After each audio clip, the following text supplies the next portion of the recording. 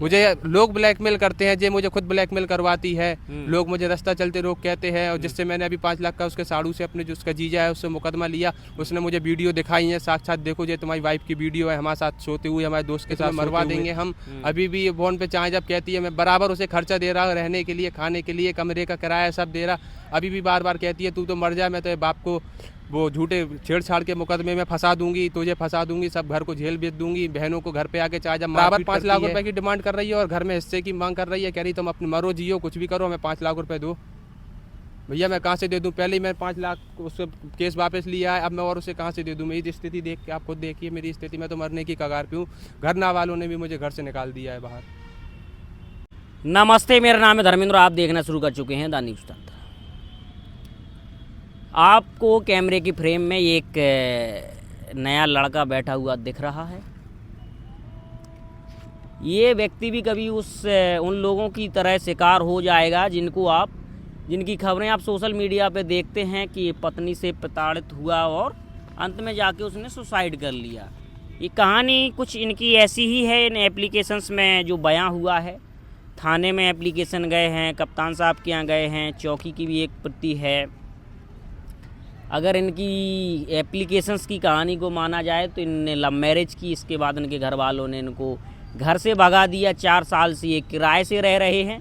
अब ये अपनी उसी पत्नी से ये प्रताड़ित हैं, कई महीनों से भटक रहे हैं। अब ये न्याय मांग रहे हैं कि या हम सुसाइड कर लें या हमें न्याय मिलेगा। इनसे हम जानेंगे पूरी कहानी क्या है, क्यों इनकी पत्नी इनको परेशान कर रही हैं या ये झूठ बोल रहे हैं। क्या नाम है पूरा आपका? नितिन कुशवाहा। नितिन कुशवाहा। कहाँ रहते हो? तालपुरा में मेरा घर है और 4 साल से मैं जब से शादी करी है, लव मैरिज करी थी, मैं गंज में रह रहा था उसी के साथ। 4 साल से? जी। क्यों घर में क्यों नहीं रहे? लव मैरिज करी है तो घर में रहने के लिए तैयार नहीं थी। कौन, वो लड़की नहीं थी कि घर वालों ने निकाल दिया? मेरे घर वालों ने भी निकाल दिया था और उसे भी घर में नहीं रहना था। अच्छा। हाँ। 4 साल पहले हुई थी। मुलाकात कहाँ हुई थी आपकी? मुलाकात मेरी ऑनलाइन फेसबुक पे हुई थी उससे मुलाकात। बच्चे हैं? एक मेरी बच्ची है 5 साल की। 5 साल की बच्ची जी। है। और शादी को 4 साल हुए हैं? शादी को मेरे 6 साल हो गए। टोटल 6 साल हो हाँ, गए? टोटल मेरी शादी को 6 साल हो गए हैं। पहले मैं एक जगह रहता था नगरिया कॉलोनी में किराए से, उसके बाद मुझे 4 साल अभी गंज में हो गई है रहते रहते। अच्छा, गंज में हो गए 4 जी, साल रहते गंज में मुझे रहते। 4 अभी भी वहीं पे रहते हैं प्रेजेंट टाइम में। अभी 1-1.5 महीने पहले से वो मेरे पहले से मुझे ब्लैकमेल कर रही है और करती थी। उसका कई लोगों के साथ अफेयर चल रहा है पहले से। उसके जीजा के साथ भी उसका अफेयर है। मेरा चेक का मैटर भी अभी उससे निपटा है, बोल रहा था इसकी वीडियो में वायरल। आप एक गंभीर आरोप लगा रहे हैं अपनी पत्नी पे। आपको कैसे पता कि उसके अफेयर हैं? कोई सबूत है आपके पास? मुझे लोग ब्लैकमेल करते हैं, जे मुझे खुद ब्लैकमेल करवाती है। लोग मुझे रास्ता चलते रोक कहते हैं, और जिससे मैंने अभी 5 लाख का उसके साड़ू से अपने जो उसका जीजा है उससे मुकदमा लिया। उसने मुझे वीडियो दिखाई है साक्षात, देखो ये तुम्हारी वाइफ की वीडियो है हमारे साथ सोते हुए, हमारे दोस्त के साथ सोते हुए।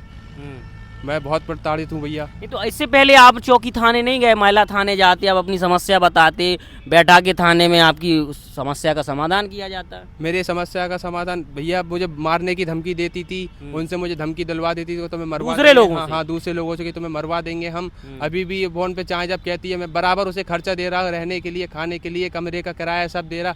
अभी भी बार बार कहती है तू तो मर जा, मैं तेरे बाप को वो झूठे छेड़छाड़ के मुकदमे में फंसा दूंगी, तुझे फंसा दूंगी, सब घर को जेल भेज दूंगी, बहनों को घर पे आके चाहे जब मारपीट करती है। एक मेरी छोटी बच्ची है, वो कहती है तुम कुछ करोगे तो हमें से मार देंगे। वो बच्ची अभी किसके पास है? बच्ची मेरे साथ रह रही है जब से मुझे उसने घर से निकाला है, 1-1.5 महीने से। तो 1-1.5 महीने से आप अपनी पत्नी के साथ नहीं रहे? नहीं, मैं अपनी पत्नी के साथ नहीं रह रहा, अपने घर तालपुरा में रह रहा था। तो घर की स्थिति देखते हुए बराबर ये नाटक कर रही थी, तो मेरे पापा ने भी मुझे घर से बेदखल कर दिया अपनी जायदाद से। अब मैं भैया मरने की कगार पे हूँ। अब मुझे समझ में नहीं आ रहा है मैं क्या करूँ, मुझे न्याय चाहिए। तो आप गए किसी थाने? चौकी आप गए? मैं कप्तान साहब को भी मैंने एप्लीकेशन की थी बाय पोस्ट, चौकी में मैंने एप्लीकेशन दी थी। क्या लगता है दूसरे के बहकावे में आ रही है? दूसरे के बहकावे में, बराबर दूसरे के बहकावे में, दूसरे ओर से बढ़ावा दे रहे हैं कि तुम करो, हम तुम्हारे साथ हैं, हम करवा देंगे, हम मुकदमा लिखवा देंगे उन पे, सब घर को जेल भेज देंगे, पापा को झूठे मुकदमे लिखवा देंगे। उसके कई लोगों के साथ अफेयर है। उल्टा मुझ पे, और उल्टा वो करती है अपने बचाव के लिए कि तुम्हारा दूसरे के साथ अफेयर चल रहा है। इससे पहले इसने मेरी एक दोस्त पे भी मेरे साथ वो लगाया था कि तुम इसे रखे हो। उससे भी इसने ज़बरदस्ती लिखित में लिखवाया था कि तुम्हारे से कोई लेन देन नहीं रहेगा। कुछ महीने पहले, आज से 6-7 महीने पहले। और उसके बाद इसने फिर वही ड्रामा करा, अपने बचाव के लिए कर रही है ये। क्या रुपए मिल जाता तो शांत हो जाती? बराबर 5 लाख रुपए की डिमांड कर रही है और घर में हिस्से की मांग कर रही है। कह रही तुम अपने मरो जियो कुछ भी करो, हमें 5 लाख रुपए दो। भैया मैं कहाँ से दे दूँ? पहले ही मैं 5 लाख उससे केस वापस लिया है, अब मैं और उसे कहाँ से दे दूँ? मेरी स्थिति देख के आप खुद देखिए मेरी स्थिति, मैं तो मरने की कगार पे हूँ। घर ना वालों ने भी मुझे घर से निकाल दिया है बाहर। फिर कैसे देंगे 5 लाख? मरूंगा, मरने के अलावा कुछ है ही नहीं।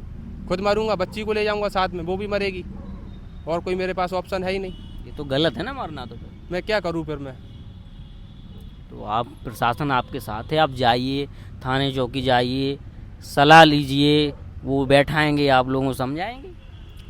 उसके पीछे किसी अच्छे का हाथ है तो वो बराबर उसका साथ दे रहा है, बोल रहा है तुम आ जाओ, हम फंसवा देंगे। अभी भी चौकी से फ़ोन आया है, उसे महिला थाने से फ़ोन आया है कि चौकी आइए आप पहले।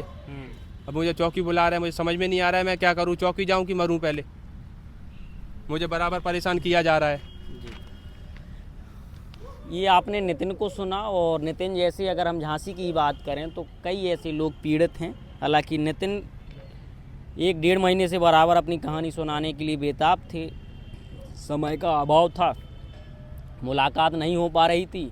2-3 एप्लीकेशन तो हमारे हाथ में ही हैं इनके, ये कई बार एप्लीकेशन दे चुके हैं, और इनको बार बार से इनके जो आरोप हैं कि इनको ब्लैकमेल किया जा रहा है, इनकी ही पत्नी द्वारा किया जा रहा है। हालांकि पूरा मामला जांच का विषय है, और संबंधित जो भी पुलिस अधिकारियों के पास इनका मामला जाता है, निष्पक्ष तरीके से इनकी जांच करें। हालांकि पारिवारिक मामला है तो जाहिर सी बात है कि या तो बैठ के सॉल्व होगा या तो मामला कोर्ट में जाएगा।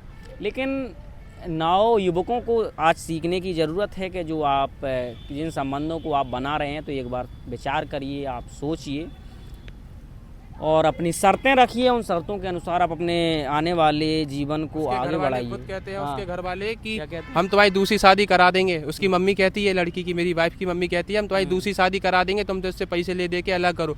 मैंने जितना जेवर बनवाया था सब जे अपने मायके में रखे आई। कितने का होगा जेवर? कम से कम 1.5-2 लाख रुपए का जेवर बनवाया था मैंने। मैं तो खुद दूसरे की 5,000 की नौकरी कर रहा, जैसे तैसे बनवाया था। पूरी गृहस्थी मैंने जोड़ी है गंज में। मुझे घर से निकाल दिया, खुद अपना ताला डाले हैं बराबर। सोचिए कितनी गंभीर समस्या ये है, इनके लिए समस्या है, आपके लिए ये घटना है, आप लोग सीख सकते हैं इससे। और फिलहाल अभी के लिए इतना ही। हालांकि आप लोग वीडियो को आप शेयर करना क्यों ज़रूरी है, क्योंकि आप सब जानते हैं कि नितिन को न्याय मिल जाए और नितिन जैसे और कई लोग बलि का बकरा ना बने, कि जो 2-3 दिन की चकाचौंध में अपना जीवन ऐसे लगा देते हैं। क्योंकि आपने इस लेटेस्ट जो खबरें चली थी उस इतने बड़े इंजीनियर ने सुसाइड किया था सिर्फ अपनी पत्नी की वजह से। हालांकि आजकल जो खबरें मिल रही हैं वो पुरुषों की ही मिल रही हैं कि वो कितने प्रताड़ित हो रहे हैं समाज में। और इस पुरुष प्रधान देश कहा जाता है, और इस देश में पुरुष ही अब इतने प्रताड़ित हो रहे हैं। फिलहाल अभी के लिए इतना ही, मिलते हैं अगली खबर में। धन्यवाद।